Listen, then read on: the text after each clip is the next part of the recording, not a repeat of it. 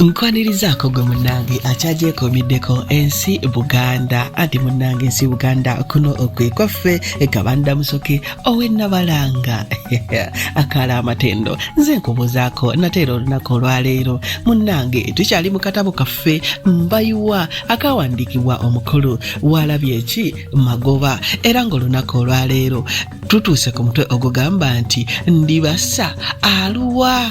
Munnange kulwokusatu olulaganye Mbayiwa yasiiba alowooza kusisinkana Ndibassa ku kizimbe kya sineema ekiyitibwa Olympia. Essaawa 10 olwakoona be ppa yatebenta butebensi misinde. Yagenda muli yeebuuzaganya nti oba Ndibassa anajja oba tajje. Yali akyabuusabuusa nnyo nga tannamanyira ddala oba Ndibassa naye amwagalira ddala mu mazima oba aguyaaguya muguyeeguye naddala. Muli kye yali asinga okutya be bantu okumwogerako nti yeesiba ku Ndibassa atamuliiko. Yali yakeesimba bw'ati ku Olympia nga Namusisi ono asonze. Mbayiwa mu kaseera ako n'awulira okusoberwa kungi okwetabiseemu n'obusungu.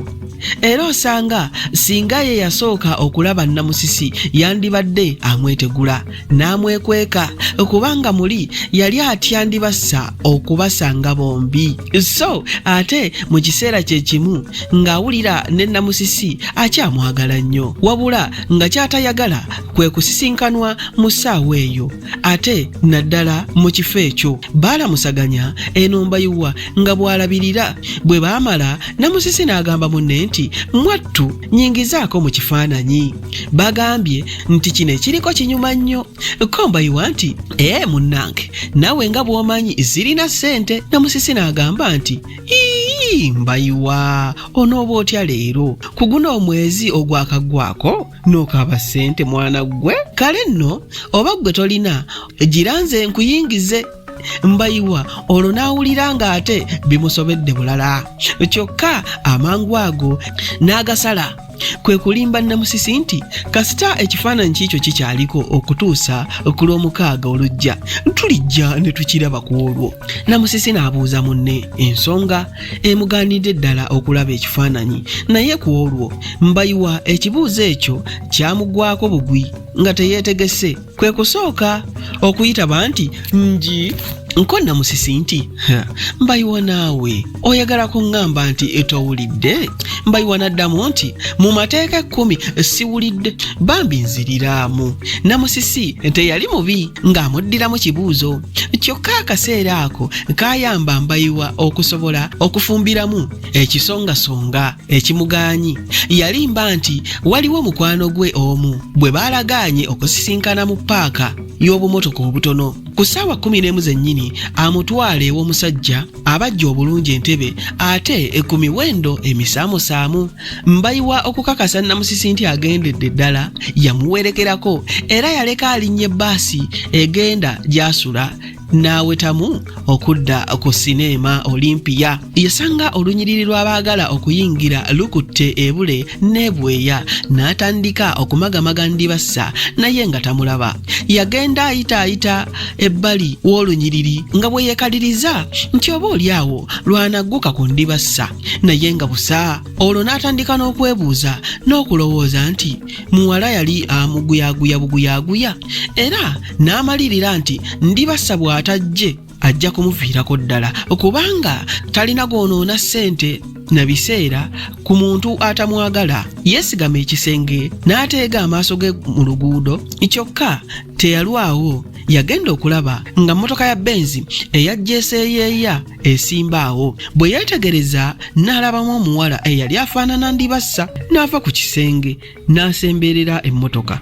Yeeyongera okulaba obulungi si kulwa nga amaaso gaali gamulimba. Yakizuula nti ye Ndibassa. Mu kaseera ako yali ayagala atambule butambuzi nga tasisinkanye Ndibassa naye ekirowoozo ekimu ne kimugamba nti ofaayo ki? Abantu bulijjo bawangula emitima gy'abawala n'ogwono bw'oneeyambisa amagezi go onoowangula n'omujja ku oyo ow'emmotoka. newandibadde ekiseera ekyo kyonna emmotoka yali eyimiridde kyokka Ndibassa yali tannagivaamu ate Mbayiwa yali tasobola kuwulira Ndibassa bye yali ayogera ne kagivuga ddaaki nga lwagivaamu eno nga bwe yeebaza mu luzungu omusajja eyagirimu nti thanks sweetie. Omusajja bwe yasimbula Ndibassa n'atambula ng'ayanguyirira ng'ayolekedde enju ya sineema yagenda amatama ge geesendasenda olw'obusekoseko naye yatambulako ebigere nga biibyo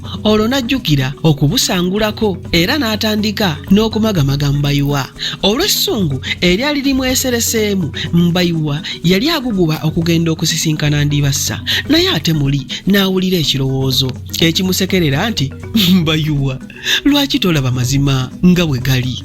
Olowooza omuwala omulungi ng'oyo yandituuse n'abulwako omusajja omulala yenna amwagala? Yamanyidde kuki nti si mwannyina?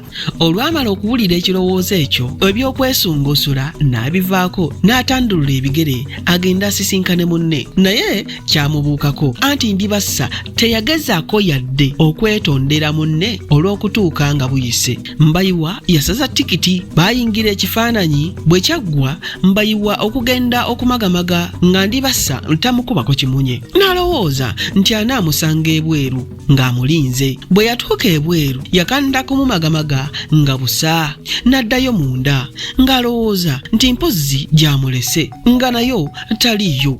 Azzeeyo ebweru nti osanga bayisiŋŋanyiriza mu lukuubo ye ng'adda munda okunoonya nga buteerere. Yalumwa nnyo olwa ssente bwe yali yeekamudde amuyingize mu kifaananyi.